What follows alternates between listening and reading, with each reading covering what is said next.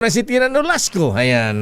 Senator Risa Hontiveros tutol na ibaba ang minimum age ng criminal responsibility. Detalye sa report ni Arch9, Miss Tina Nolasco. Miss Tina. Jackie, hindi nga pabor si Senator Risa Hontiveros na ibaba sa 10 years old ang minimum age of criminal responsibility kaugnay sa mga isinusulong na panukalang ibaba ang edad ng pananagutan ng mga batang makagagawa ng krimen.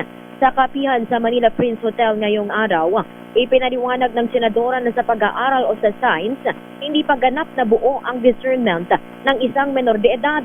Naniniwala din ng senadora na posibleng mas maging matigas ang mga bata kung isasama sa iba pang mga kriminal. Pakinggan natin.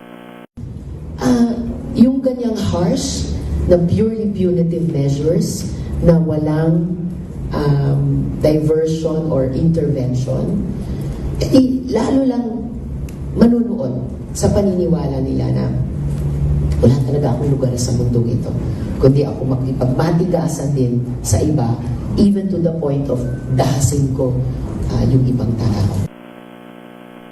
Gayunman, sang-ayon ng senadora na amyendahan o palakasin ang Juvenile Justice Welfare Act para mapalakas ang intervention program para sa mga batang nakagawa ng krimen o heinous crime.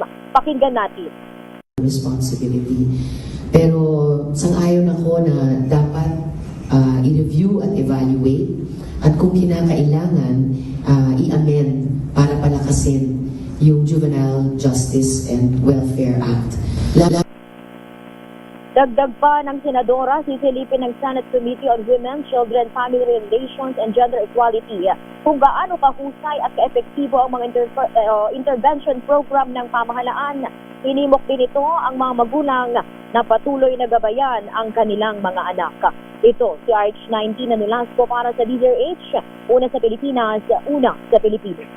Salamat, Tina Nolasco mula sa Manila.